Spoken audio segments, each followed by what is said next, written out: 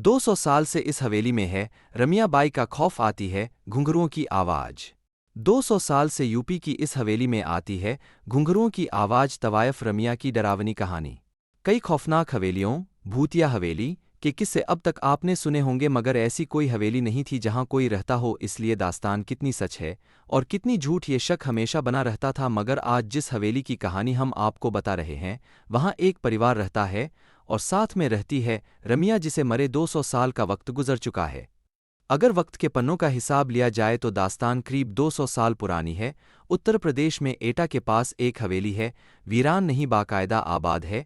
एक परिवार के लोगों से मगर तबाह है, एक रूह से। जी हाँ, इस हवेली में जिंदगी और मौत साथ साथ रहते हैं। अगर हादसों के मद्देनज़र फैसला लिया जाए तो यहाँ मौत जिंदगी पर बहुत भारी पड़ी है। एक रमिया अब तक कई लोगों की जान ले चुकी है।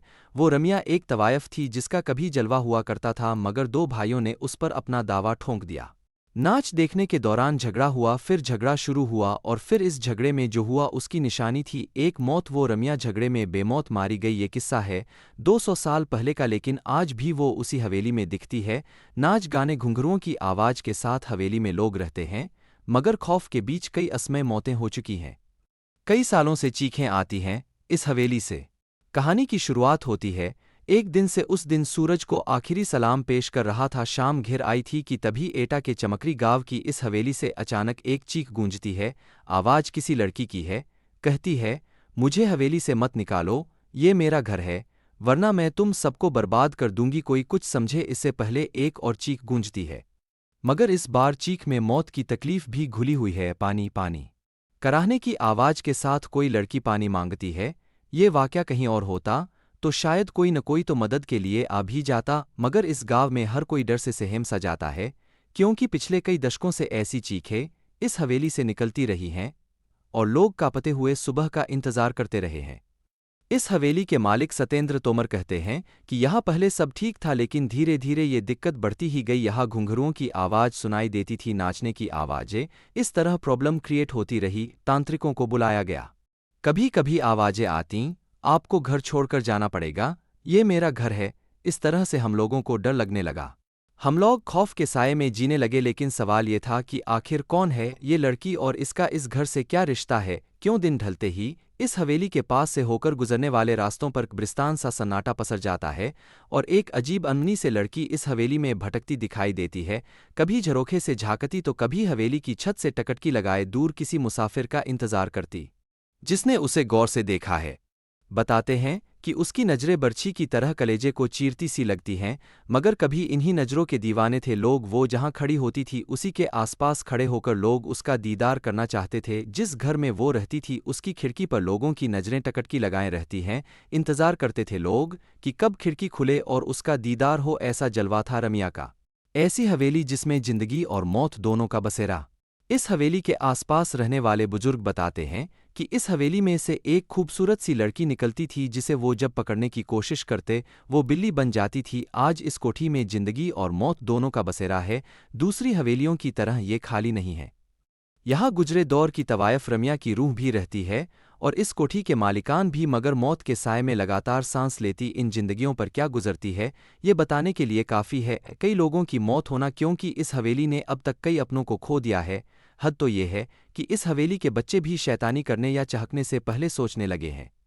इस हवेली में आज जितनी भी जिंदगियां बाकी बची हैं उनके चेहरों पर जिंदगी का कोई नामोनिशान नजर नहीं आता। एक खूबसूरत मगर खौफनाक चेहरा उन्हें लगातार नजर आता है, एकटक घूरता हुआ, शायद ये पूछता हुआ कि इतने लोगों की मौत के बाद भी क्या हिम्मत बाकी है यहाँ रहने की। मगर रमिया आखिर क्यों इत्काम की आग में झुलस रही है?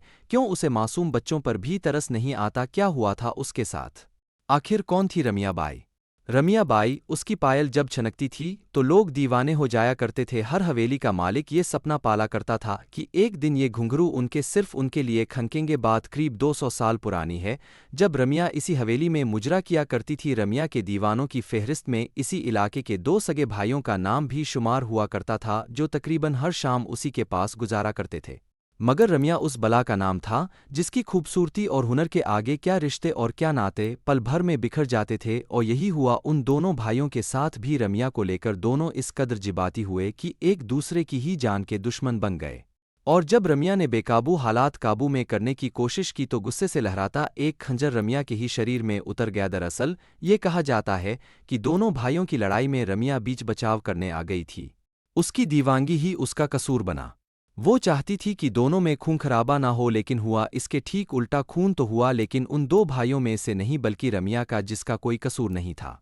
अगर कोई कसूर था तो वो उसकी खूबसूरती की कसूर था, तो उसकी दीवांगी, और कसूर था कि उसकी मचकती कमर और बलखाती चाल की, जिस पर वहां से 7 कोस दूर तक वाले भी खींचे चले आते थे। लेकिन आज उसी खूबसूरती पर दो भाई ऐसे टूटे कि आपस में ही भिड़ गए और खंजर रमिया के सीने में घुस गया। वो खंजर बहुत गहरा जख्म छोड़ गया था। जिंदगी की सांसें उसकी टूटी हुई पायल के घुंघरुओं की तरह बिखरती जा रही थीं। मौत दस्तक दे चुकी थी।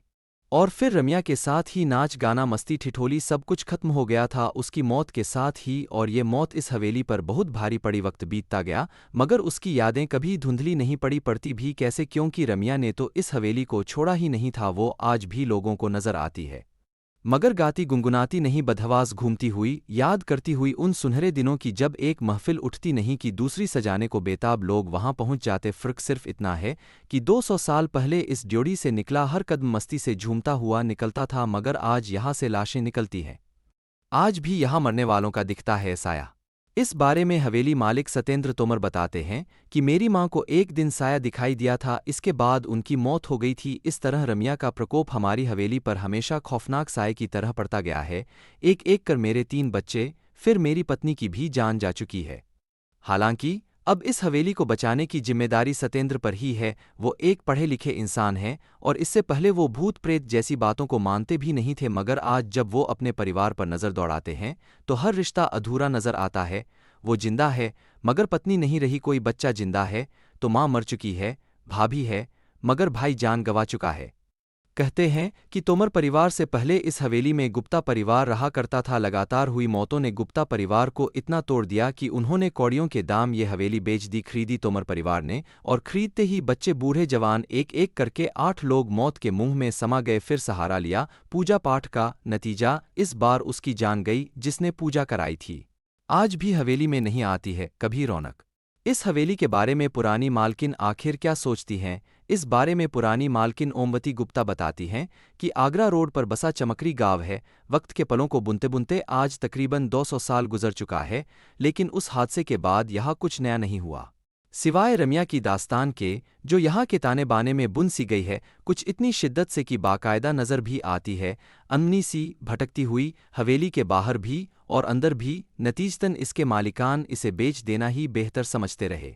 यही वजह है कि आज इस हवेली में किसी के चेहरे पर रौनक नहीं नजर आती। बच्चे गुमसुम से रहते हैं, बड़े जैसे बस जिंदा हो। घर घर सा नहीं लगता, और लगे भी कैसे, क्योंकि घर ने उन्हें कभी अपनाया ही नहीं, अलबत्ता छीना जरूर उनके तमाम अपनों को अचानक।